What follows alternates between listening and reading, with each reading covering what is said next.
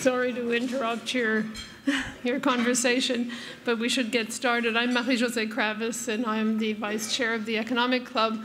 And I can't think of a more propitious time to have with us the Governor of the Bank of France, with all the discussions about Brexit and, of course, about the deepening of the European Union, and coming a day after President Macron's appearance in Strasbourg, and, of course, the ongoing discussion on normalization. So it's a very propitious moment to welcome Francois Villeroy de Galhau. He is a graduate of the ECNY, Inspecteur des Finances. He joined the French Treasury in 1988.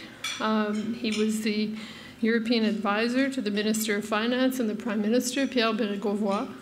And he was the financial advisor, subsequent to that, to the permanent representation of France in Brussels. He was also chief of staff of the Minister of Finance, Dominique Strauss-Kahn, and later Christian Sauter. And he has a vast experience in the private sector, being involved with the BNP Paribas in numerous functions, but finally became COO of BNP Paribas until 2015, when he became governor of the Bank of France. So we wholeheartedly welcome the governor of the Bank of France. And of course, I should also underline the fact that the deputy governor of the bank, Sylvie Goulard, is with us today. So we're very happy to have you also with us. So with no further ado, I cede the podium to the governor.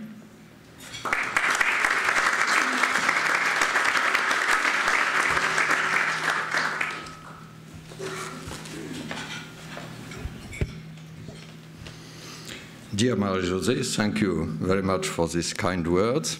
Dear Barbara, dear President, chère Madame la Consul Générale, ladies and gentlemen, dear friends.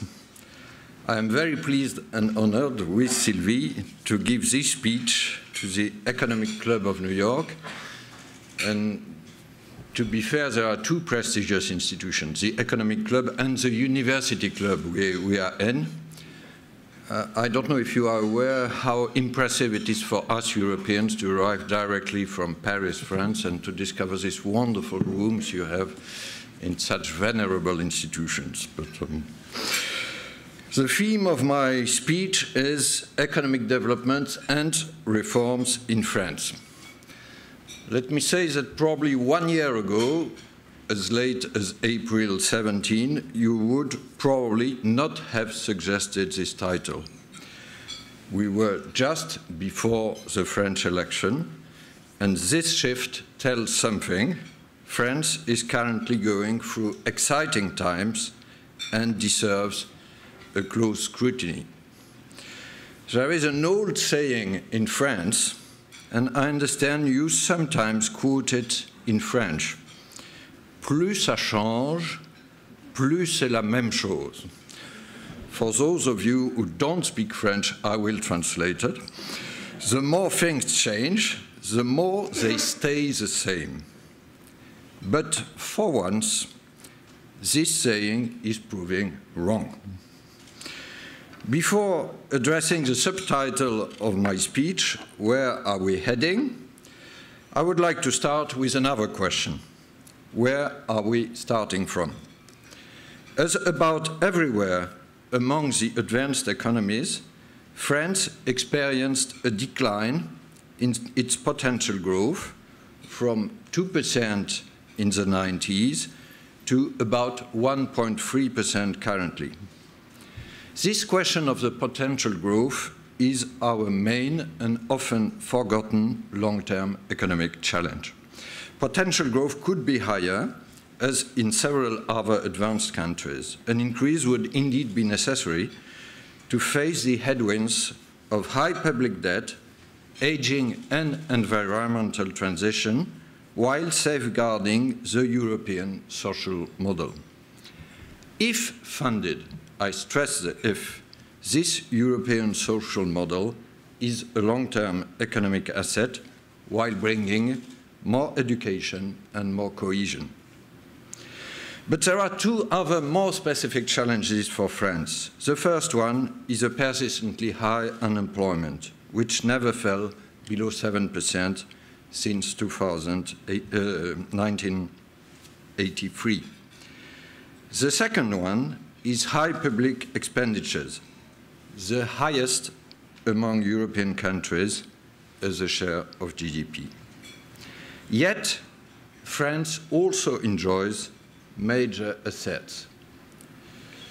First, a high investment rate, you see it on the top left, which has returned to its 2008 peak for private non-residential investment, close to the US level, indeed, and which remains above the euro area, especially above the German level, for public investment on the top right.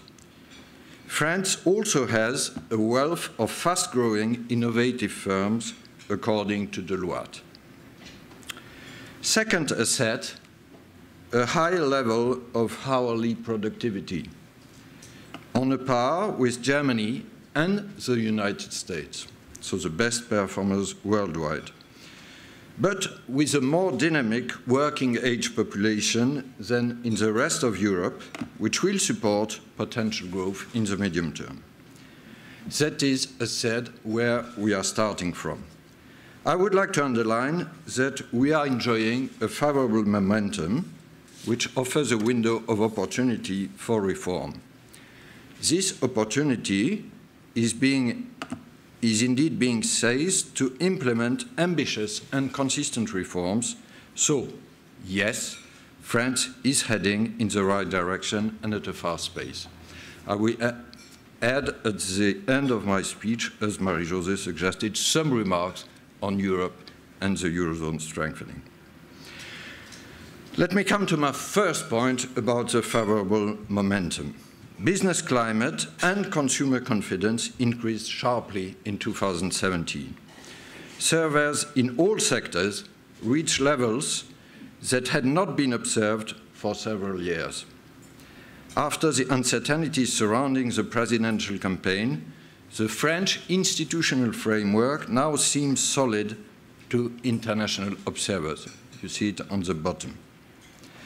Allow me, as a central banker, I shouldn't be allowed, but allow me a 1-second excursion from economic to political science. In the troubled democratic times we live through, France has the strong advantage of a clear 2-rounds majority voting system and 5-year terms for the president as well as for parliament, so till 2022. I come back to economy. One remark about the latest business surveys and economic data. They point towards some moderation, which is not specific to France, but also seen in other euro area economies. GDP growth in the first quarter could thus prove somewhat softer than previously anticipated. However, the underlying momentum remains solid and broad-based, and we interpret recent data as reflecting a temporary pullback from the very strong and above-trend pace recorded in the second half of last year. It does not alter the inflation outlook over the medium-term horizon, which is relevant for our monetary policy. Against this backdrop, we forecast GDP growth in France to remain robust in 2018 at 1.9% after 2.0% last year, and growth to stabilize at around 1.7% per year in 2019 and 20, which would remain above potential. Thanks to this performance, the output gap is expected to close next year. You see it on the top left. The engines of growth should be more balanced. Household consumption, in red, is expected to accelerate somewhat, with significant gains in the purchasing power of households of 1.5 to 2% per annum. In particular, the tax measures set out in the budget laws should help to boost household income from the end of this year. Total investment should lose some momentum, but remain a significant contributor to output growth. And as exports pick up, this is the yellow part, the contribution of external trade should turn neutral. The performance on the labor market has been very encouraging as well. The unemployment rate on the right decreased to 8.9%, which is still high, I will come back to that, but a sharp decrease at end 2017. And it is expected to further decline and hit at end 2020 7.9%, the lowest level since 2008. This economic recovery and higher inflation in France, as well as in the euro area as a whole, the inflation figure for March in the euro area was published this morning at 1.3%. These performances have been decisively supported by our non-standard monetary policy measures. And let me say some words about monetary policy. We are now following our central course of gradual normalization. And there is at present a high convergence in our views within the Governing Council. Whether our net asset purchases stop in September or December is not a deep existential question. Along this clear sequencing of gradual normalization, we also agree that our monetary policy will remain accommodative for an extended period of time. In particular, keeping a sizable stock of assets is key for easing financial conditions over a long horizon by compressing term premia. So, we are predictable, but we are not pre-committed. What could slow down this course of gradual normalization? Certainly not fiscal dominance. Nobody should expect us to delay a warranted monetary normalization in order to accommodate the debt problems of any member state. Instead, we should pay close attention to a possible cumulative risk scenario, the likelihood of which has increased recently. I think to an adverse loop of protectionist threats, unfavorable exchange rates movements, and abrupt financial markets corrections. Such a negative loop would tighten financial conditions and deteriorate the growth outlook in the Eurozone. Our monetary policy stance would then have to be adapted depending on the ultimate impact on inflation prospects. In any case, this cyclical expansion provides an appropriate timing for reforms, especially for those that may be costly in a downturn, such as reduction in public expenditures and labor market reforms. The growth and employment performances of other European countries in recent years shows very clearly, you see it with Germany, Netherlands, Spain, that implementing deep reforms can have large payoffs. In Spain, for instance, significant reforms were implemented between 2010 and 2012 to reduce the duality of the labor market, to increase labor flexibility for firms, and to strengthen active labor market policy. There have been, in Spain, some short-term employment costs, but France would not have to face these costs in the current upturn, thanks to the supportive medium prospects, and France could enjoy major benefits from these structural reforms.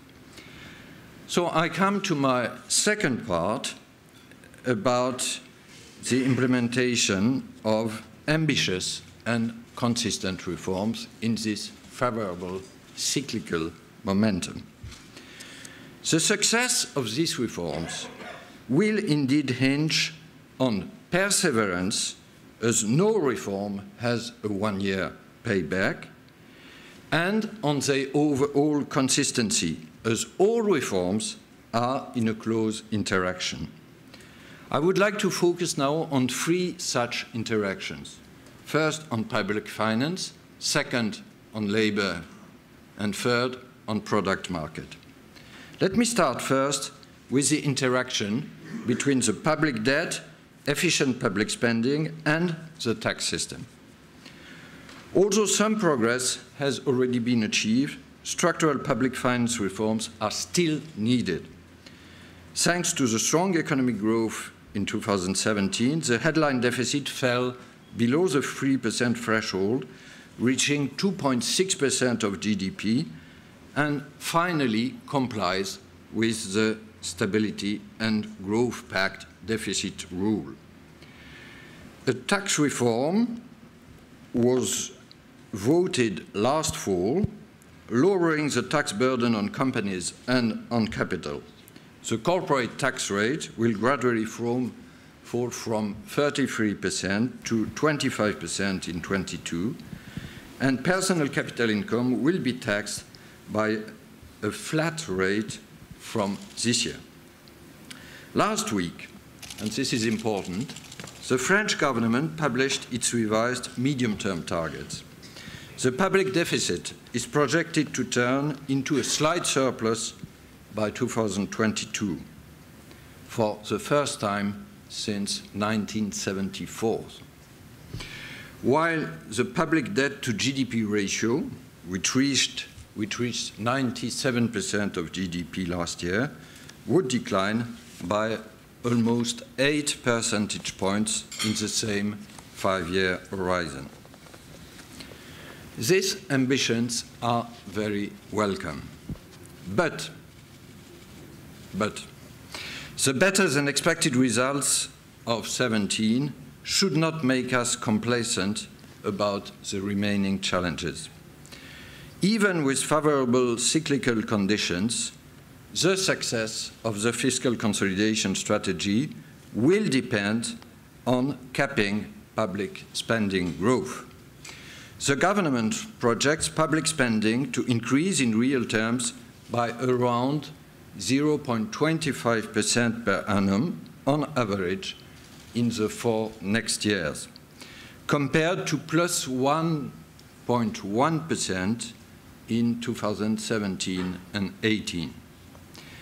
Achieving this significant change of growth is necessary, but it will require additional efforts which are not yet specified. Public expenditures needs to be made more efficient, in particular on social protection spending, which include pensions and unemployment benefits, and which contribute, you see it on the top right, which constitutes the bulk of the difference between France and Germany on public spending,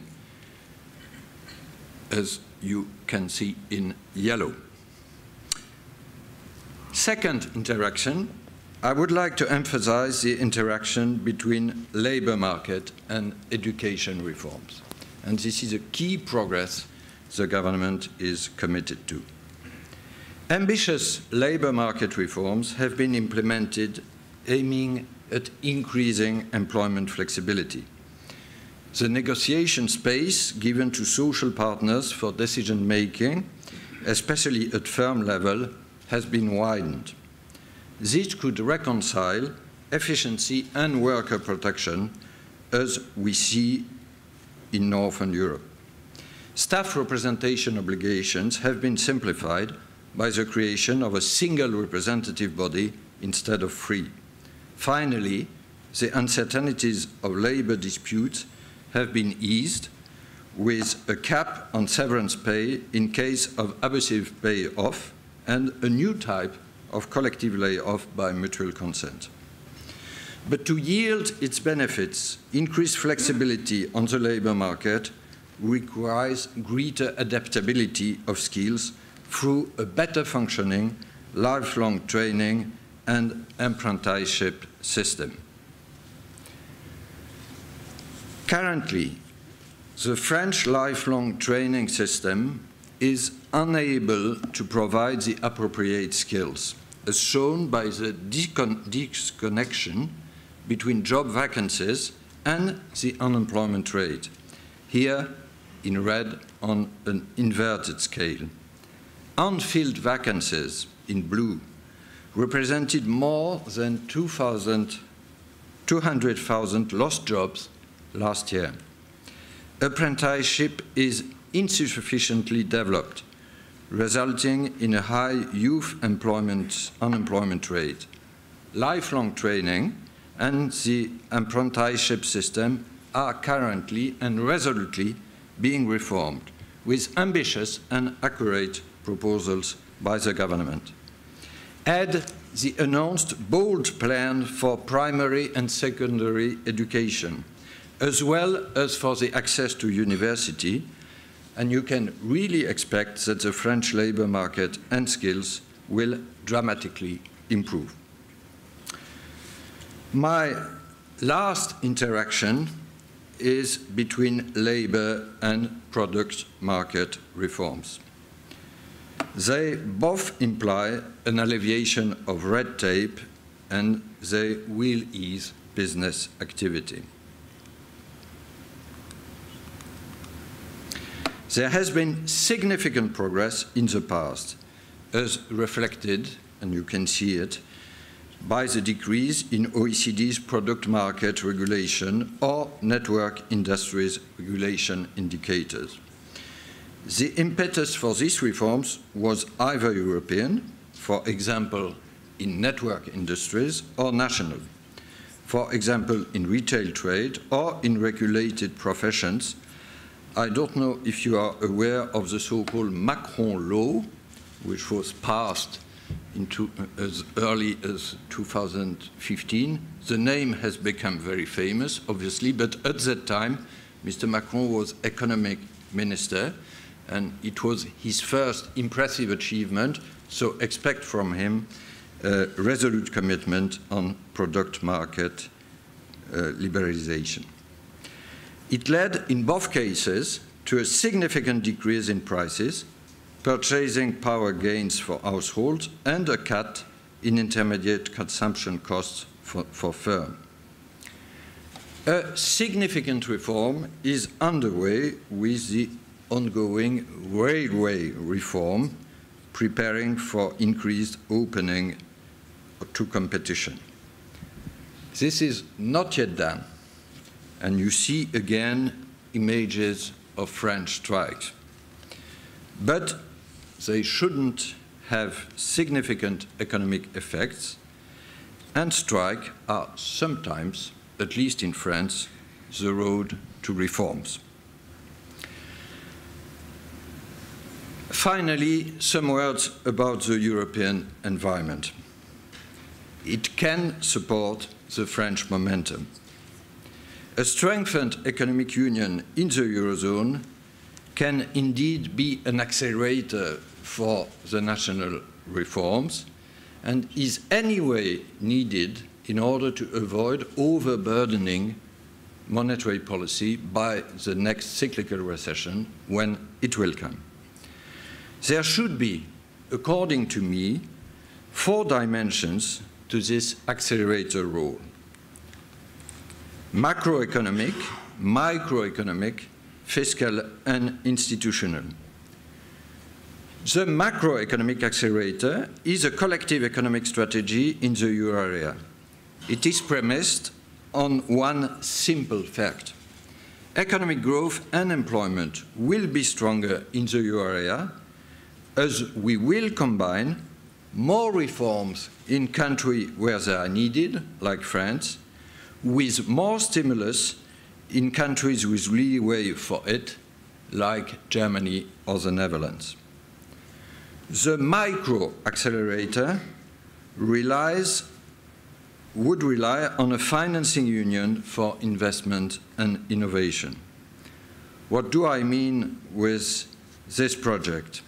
The aim is to mobilize the 390 billion euro saving surplus of the euro area last year, notably to shore up equity, which is a key to an innovation economy, and also to foster synergies thanks to an integrated steering mechanism between the Juncker investment plan, the capital markets union, and banking union. The fiscal accelerator could be a euro area investment budget used to finance, for the benefit of all countries, certain European common goods such as digital economy, energy transition, security, and migration controls.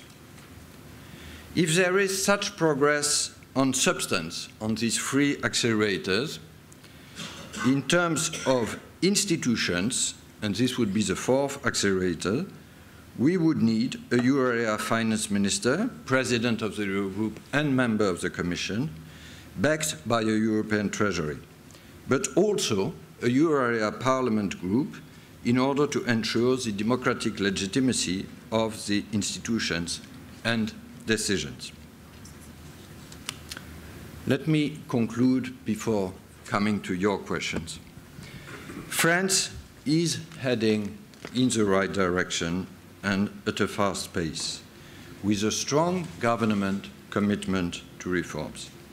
I stress it as a fully independent central banker. France is changing for the better. But France is not alone, obviously. The European and international environments need to remain supportive. In terms of economic upturn first, but also in institutional terms. A country cannot implement the appropriate structural reforms, improve its flexibility and attractiveness, and then face a major disruption in international trade, reducing the payoffs of such a political effort. If we want to preserve together the present global expansion, if we want to encourage reforms and hence increase potential growth, we need to maintain an open international environment, a rule-based multilateral order. I stress it here in the United States as a dedicated European speaking to close historical allies, and we saw it still 3 days ago in Syria. We have many common challenges, politically and economically. To avoid disaster, we should resolutely build common solutions to these common challenges. Believe me, France is taking its part of the task today more than ever. Thank you for your attention.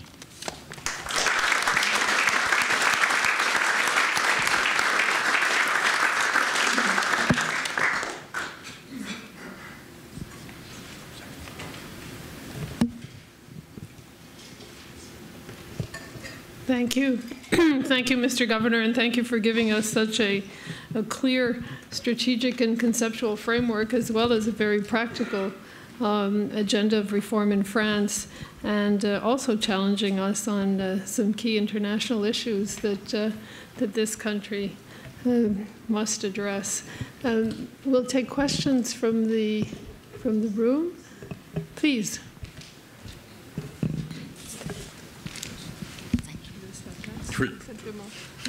Thank you very much for your very thorough presentation. My question relates to one of your charts earlier on where you had the components of GDP. So I noticed in your presentation, a lot of your charts show very significant increase in confidence and all other positive indicators. However, I see the private investment, maybe I'm reading this incorrectly, but it appeared private investment peaked in 2017 and then is projected to go down the years after, your green bar there. So I'm just wondering, why would private investment be going down given the positive economic environment and the level of confidence? Thank you for your question. To be more precise, the growth of private investment will slow down somewhat, but the stock will still increase very significantly. The simplest answer to your question is that we lived through, especially in 2017, a very sharp increase of this green part, private investment, more than 4%. And so it's not a long-term natural rate, which would mean much higher for years than the GDP growth. We expect a private investment growth of more than 3% still this year, and between 2 and 3% the two next year. We will see, because as you are conscious, and you are a specialist in that, forecasts on private investment are probably the most difficult to elaborate upon. But we have seen a strong business dynamics, helped also by favorable financial conditions, let us be clear, in the Eurozone, helped by a tax credit implemented by Mr. Macron as he was economy minister in the former government, and helped also by all the structural reforms for business. So we are not especially worried by the evolution of private investment, to put it in a nutshell.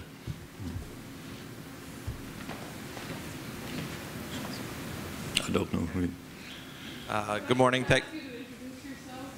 Of course. Thank you for your comments this morning. Barry Cohn from Societe Generale. I'd be curious to hear your comments on banking reform, both at the national as well as the Euro-wide area, if you have any. And you could mention also the global scene with the Basel III agreement, and you probably thought to it also.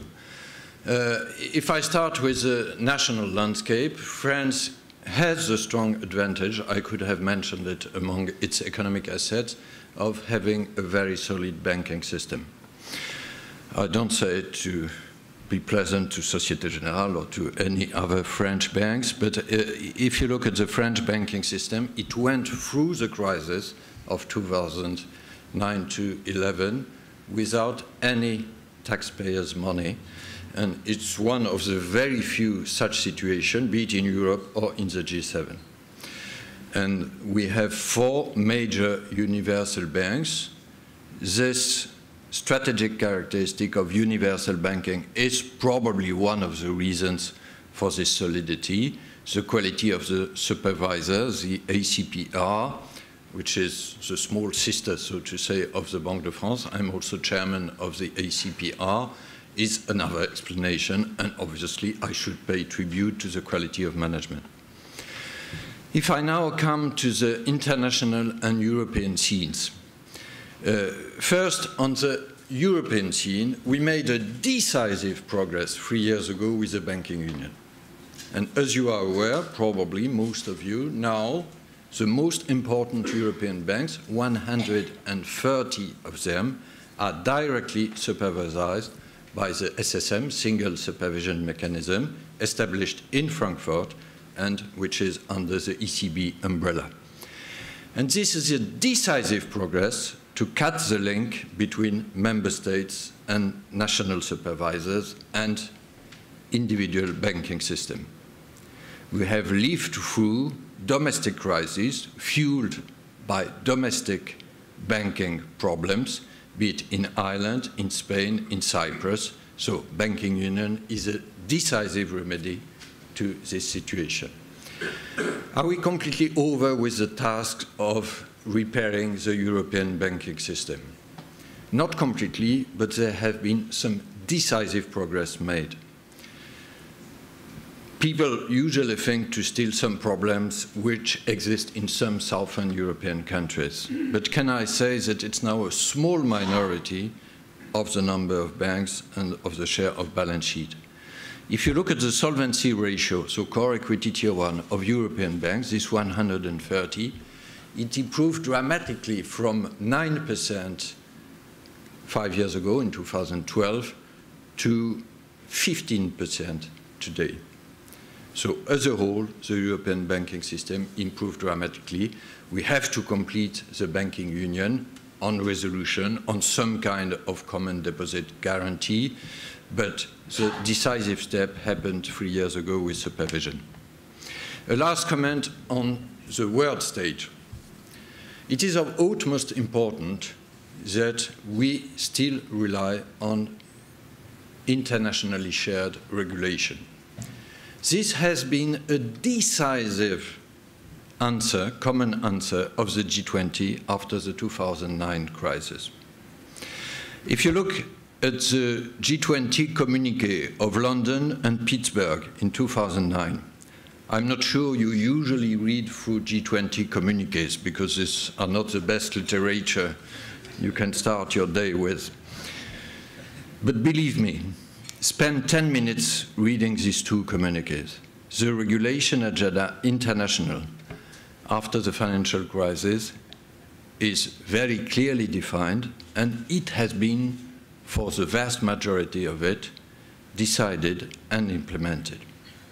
Basel III is part of it on the banking side.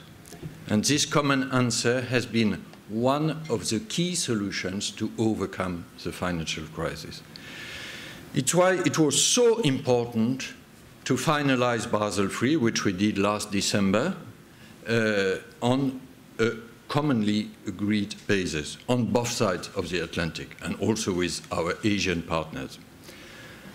And probably some banking system, including in my home country, hoped that we could come back to differentiated regulation. No, we need a level playing field, and we need commonly agreed safety rules, be it on solvency or on liquidity, to prevent the next financial crisis. There are some room of maneuver for domestic issues. If I look at the banking bill here in this country, about community banks, about the precise thresholds, about the Volcker rule, this is not part of the mutually agreed banking rules. But for the international agenda, we should stick to this multilateral order, and it's very good news that it has been the case last December. And if I look at the last G20 communiqué of Buenos Aires, this one is less interesting, but we met last March, finance ministers and governors. We all said, the 20, that we would implement this agenda.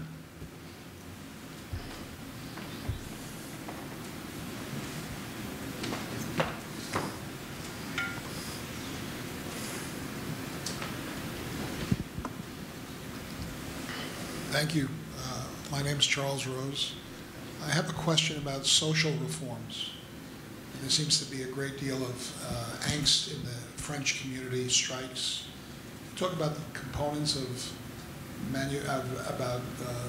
altering entitlements, social programs, such that we see a more consumptive economy, a more productive economy, even from the level shown. Because you're showing your GDP growth forecast to be actually growing, but growing at a slower rate going forward.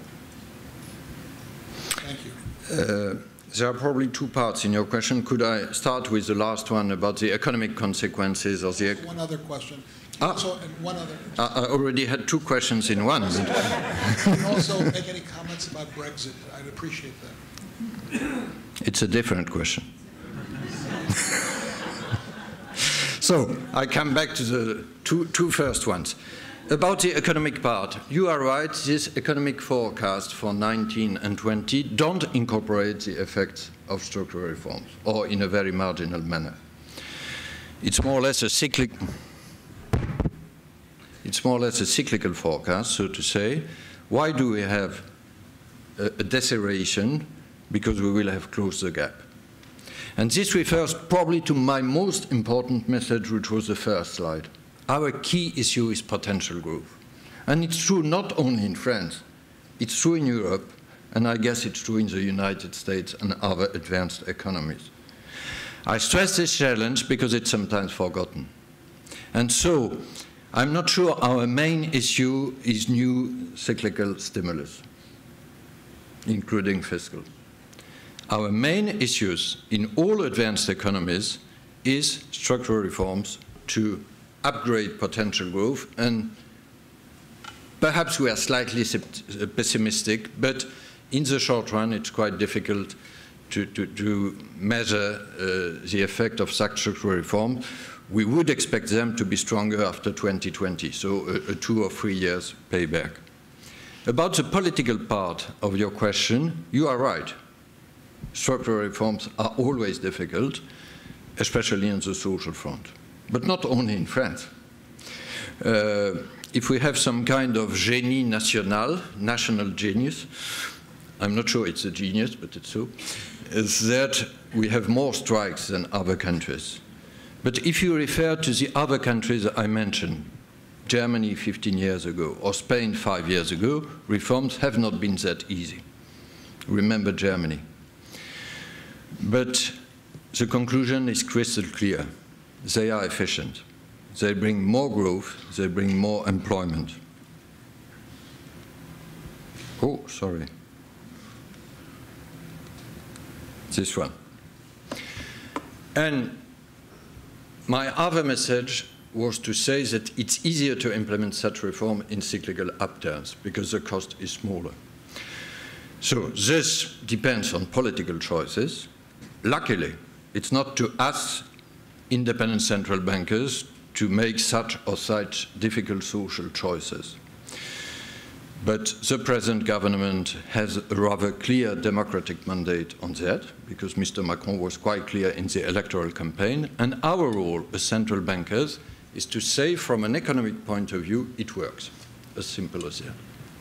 It works without hampering the core values of what I call the European social model. And I know there is a debate about that.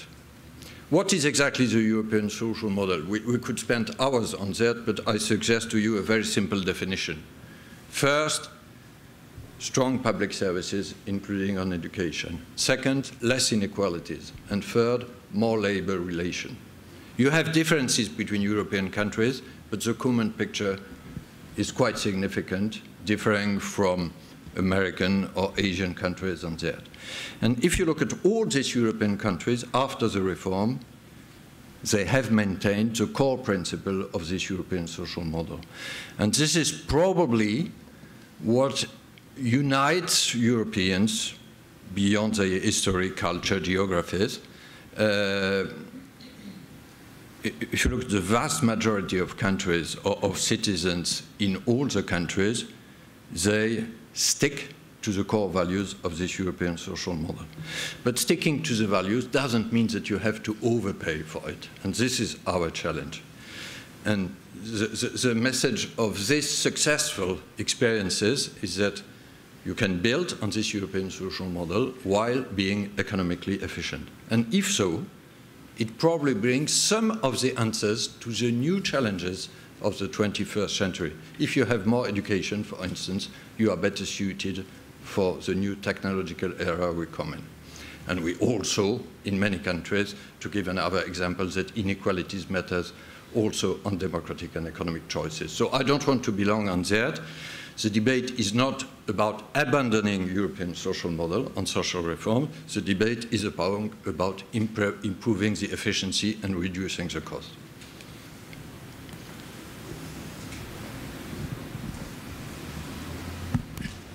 Sorry, on the left.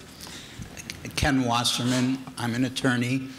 With respect to your advocacy of limiting federal spending growth, do you have personally any priorities, specific priorities, where you would like to see that limitation made effective?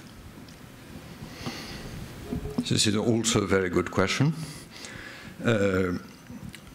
One very small technical reflection. When you speak of limitation of federal spending, this is a quite US-focused question because, as you are probably aware, for us, the bulk of the spending is federal. We still have some local expenditures which are growing fast, but to give you a magnitude, 40% of total public spending is central government, 40% is social protection and transfers, and about 20% local expenditures. It's not up to me, it's not up to us, Banque de France, to say you should cut in such or such category or sector. These are, again, political choices, and luckily so. I believe in independent monetary authorities. I don't believe in independent fiscal authorities for this very simple reason. These are collective preferences. Our role is sometimes to say, and what we did on this chart on the right, is only to say, look, we have benchmarks with comparable countries which have more or less the same social model, the same kind of policies, but the cost of this policy is much higher in France than, say, in Germany. I mentioned social expenditures. To give you another example, which is a dark light, if you look on the right, it's about housing. We spent about 1 or 1.5% of GDP more than Germany on housing. And we are not sure, to say the least, that the output is very significant in positive difference, perhaps on the contrary. So this is clearly a sector where we could improve the efficiency of public spending. I will stop here.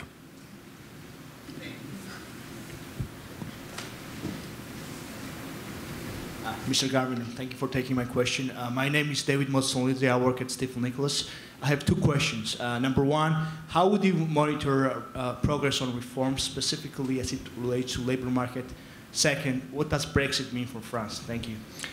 Sorry, because I forgot your question about Brexit, but now I have an opportunity. Could you repeat the first one?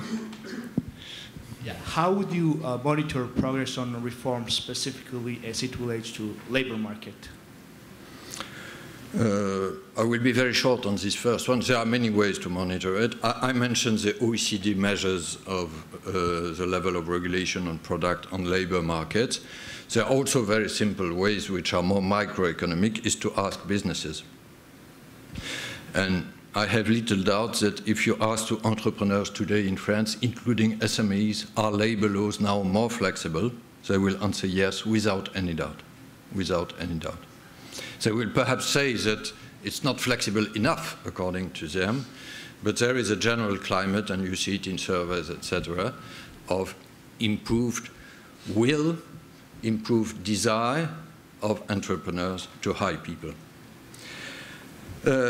On Brexit, perhaps one more technical point, sorry, to your first question.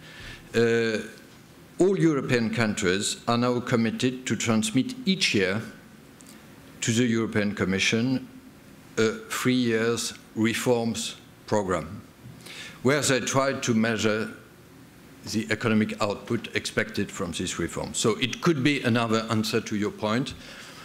We could discuss the accurateness of these figures, but at least it's a tool, among others. On Brexit, and I take then your two questions. To put it in a nutshell, Brexit is and remains bad news for everybody. First and foremost for Britain, but also for us Europeans as for other trade partners. There are difficult negotiations at present about A, a so-called implementation period, where we made good progress, and B, the end regime, which is probably the key question. And Mr. Barnier is a European negotiator. He cannot conclude a deal on the implementation period if the Europeans don't have clarity on the end regime. On the end regime, there is a clear political choice to be made by the British authorities. And again, it's a democratic choice. It's up to them. It's not up to us Europeans. It's about the single market. The single market is a common asset which has been built combining free trade and common rules. And the British know this as well as we do, because they were very active to build this common asset of free access, including in services, and shared rules. The rule of the game is very simple. You cannot separate both aspects of the single market. If you want free trade, you have to implement the common rules. If you don't want to implement the common rules, which is perfectly understandable, then you have less access. And this is all the debate we hear about, should it be a Norwegian-style agreement, which means full access and common implementation of the rules? Is it about a Canadian-style agreement, less access and few common rules? Or is it a tailor-made agreement to be built? Perhaps. But in any case, we will have to build the degree of proportionality between the two aspects. On financial services, so far, the indication given by the British government is that they wouldn't want to accept the common European rules and the jurisdiction of the ECNY in Luxembourg.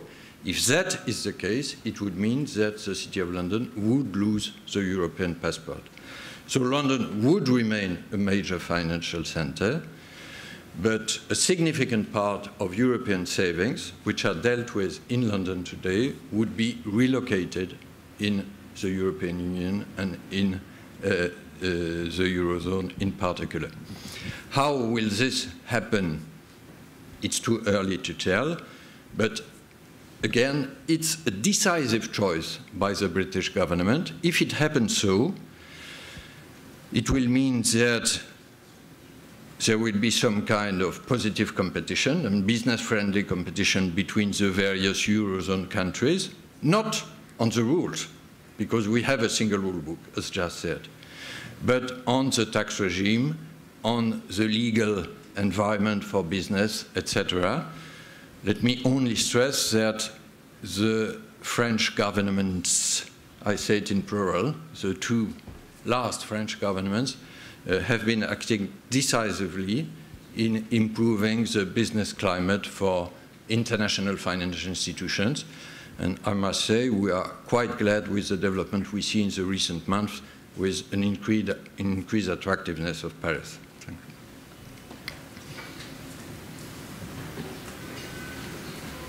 you. As you could see, we could go on, but I just want to thank you, the Governor. Thank you, Madame Goulard, for being with us, and Claire Legendre, of course, who's part of the Economic Club family, who's brought France to our attention so regularly. So we thank you all for being here and for sharing with us your program for reform. I just want to inform the members that the next meeting of the club will be on May 16th and will feature Larry Summers, the former director of the National Economic Council and the former Secretary of the Treasury. So I welcome all of you for the May 16th meeting. Merci.